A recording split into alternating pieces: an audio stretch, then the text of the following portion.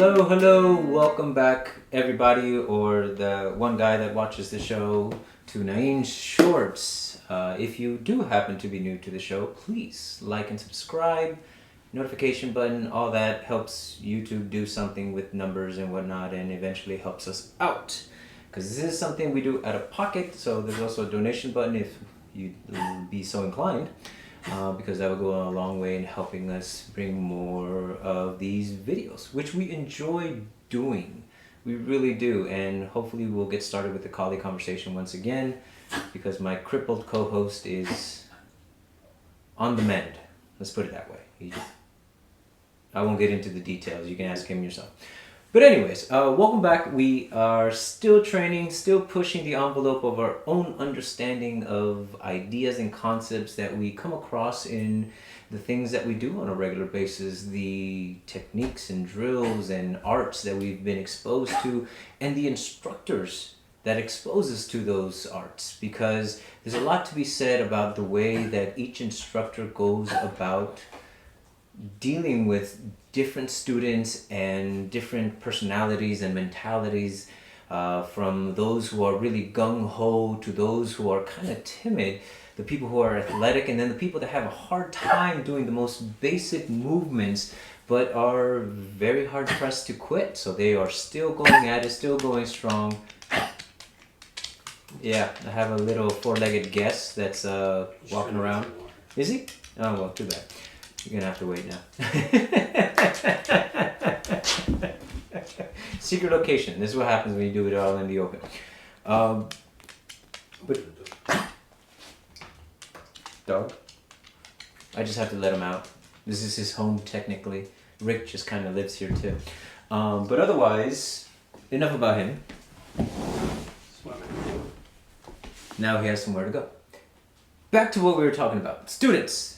Different instructors dealing in different ways with the difficulties that some people do have.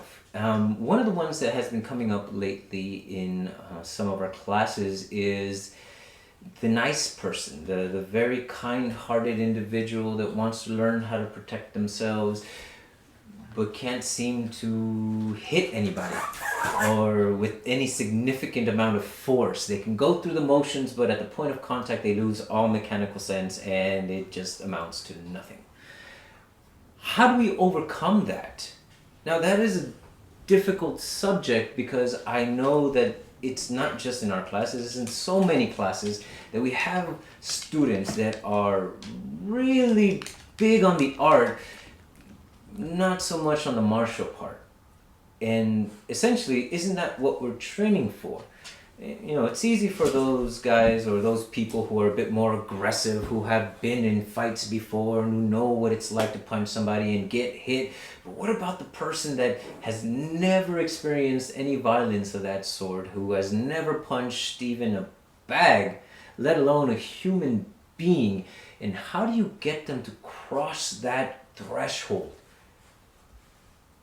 I don't know. There is no one right answer. It always boils down to that individual and how they understand information. Well, first of all, why are they there? What are they trying to accomplish by being in your class? Are they there to just learn the art? Are they there because their parents got tired of seeing them and wanted them out of the house and you're the cheapest babysitter they could find? Not sure. You'd have to find that out, and it will take some communication with the individual to really find out where they are mentally to determine where you need to take them.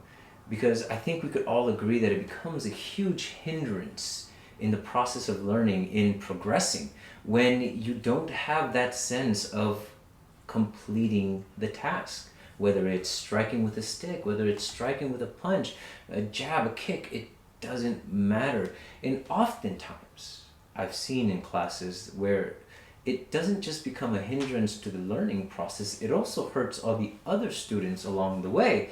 And I mean that in the most literal sense, because oftentimes they get so freaked out about not hurting anyone that they end up hurting everyone, because they're so it's so difficult for them to pull back at the right time because they don't know where the right time is. You don't know when to stop a punch short if you've never made contact with one. Same thing with a stick. Same thing with any of the other things that we do in the martial arts world. You need to understand where that limit is, where your limit is. But if you never cross that line, then you'll never see it. You'll never know. And when you need it, you won't have it. And when you really need it, it won't get there. Because now we're talking about two different aspects of it, the training aspect of it and then the application idea of it. In a training, yes, you want to keep each other safe. You want to keep your partner from getting any real harm. So you don't want to hurt them in that essence. But really, is it that you don't want to hurt them or you just don't have the malice to hurt them? Because I think those are two different ideas. One, you're being overly nice, but that's not really being respectful to your training partner because they're there to learn martial arts. It's a contact sport, or what does GM Bob say? Contact activity. Because that's what you're there to learn. So if you don't do it properly, one, your training partner isn't getting a good sense of how to deal with a real attack. Two, you as a student are not learning how to go through with the technique itself, or the movement, or the punch, or the kick, whatever it may be.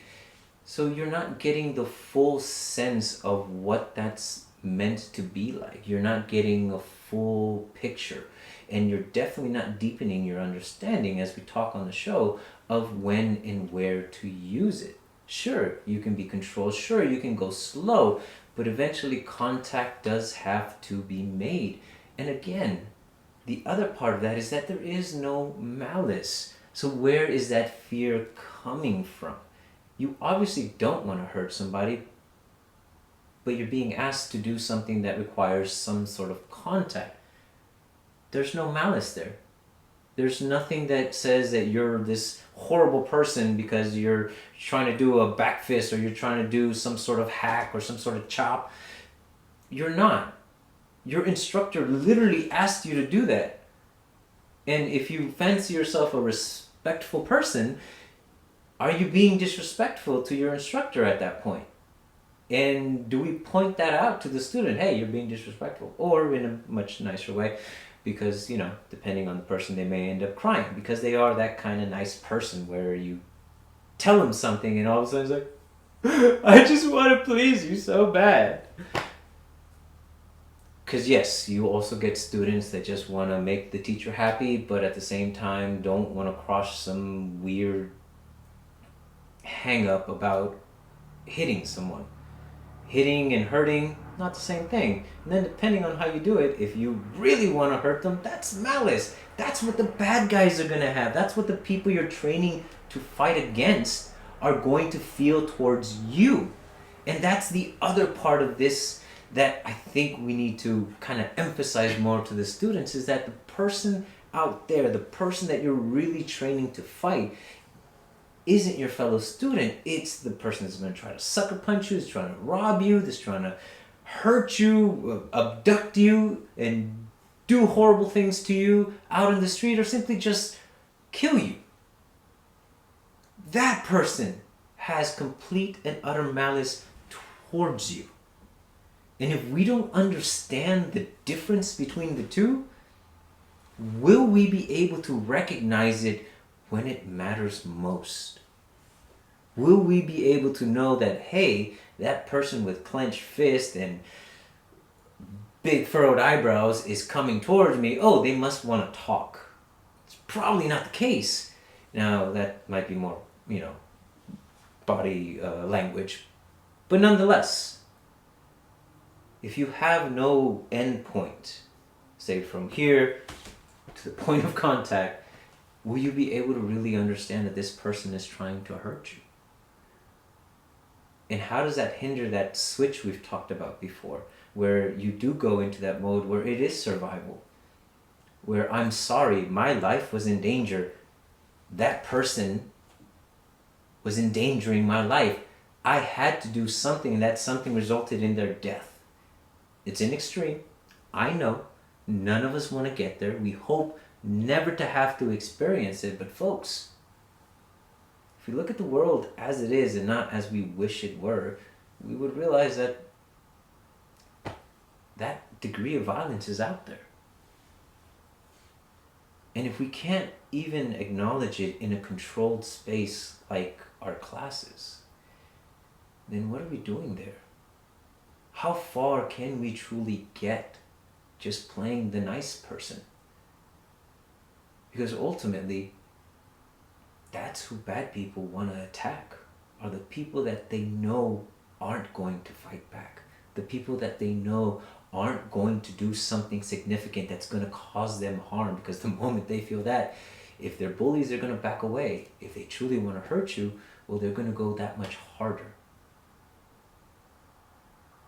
And in response, to be safe, to be able to go home at the end of the day, our response may have to be at that degree or greater. But here's the thing. Because we understand that what we do is not out of a place that has malice, where we really don't want to hurt people. But if we want to stay safe, we understand that we may have to. So we train even harder. We learn greater degree of control, and we train our minds more than anything to be aware that it exists and that we can't fall victim to it. Which actually, we want to make another quick point on the subject, because some of us, as students, as practitioners, are incredibly aggressive and have no problem hitting people. I know I don't. But I'm not trying to hurt them. Other people, they may have a little bit of that malice in them, and they may go a little harder than they know they should, and they end up hurting their training partners. Now, that person needs to understand that, yeah, you went too far and you're doing stuff out of spite way beyond the scope of being safe in class.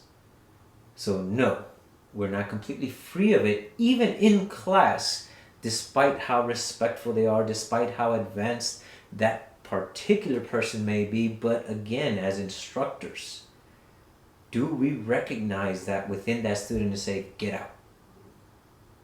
Get out of here, because you are now on the other side, on the opposite end of this conversation, being a hindrance to the other students that are trying to grow and trying to learn and understand violence, while your violent ass is over here trying to hurt these kids or these up-and-coming students simply because I'm a black belt and I'm a badass. It always boils down to the same thing, folks, in my opinion. That's the character of the individual. And while there are many different kinds of characters, I think there are certain things that we definitely need to be on the lookout for. One of them is somebody who's not quite ready to hurt somebody, and we need to bring them over to that threshold. And those who are way too quick to hurt people, and we need to bring them back from the other side. Because that's where we want to be as martial artists. People who understand the malice and the violence that's out there, but we keep ours in check. Because we don't want to be those people, and we want to keep ourselves safe from those people. So, again, just a thought. However you deal with it, however you handle it, I'm sure it's worked out great. If it hasn't, maybe we can study more on the subject and hopefully come up with better answers on how to do it overall. Thank you again for joining me on this. Hey, Nain, talk about VEA. Oh, crap. That's right! We're not... What date is it? Anyways, September 17th, Saturday, VEA in Manteca. There is a sharing seminar that's going to happen. I'm going to uki for our good friend Dennis Duarte, Empathy Man. I hope he wears a costume.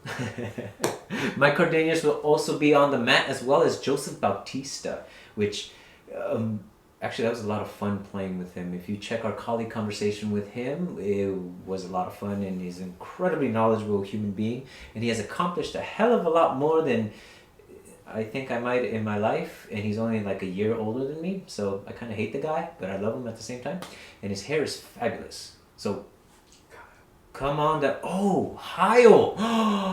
Hyle Campbell. He's going to be on the mat too. Now, sadly, I haven't seen him on the mat, but I know he's an incredibly knowledgeable person, and not to mention, he has these awesome training swords that he makes out of these composites that you can just bang away all day. And dude, those things last such a long time, and you can never just buy one, unfortunately. But he will be there as well. I'm assuming he's bringing his wares, but if he doesn't, definitely come on by. This is 17th of September in Manteca.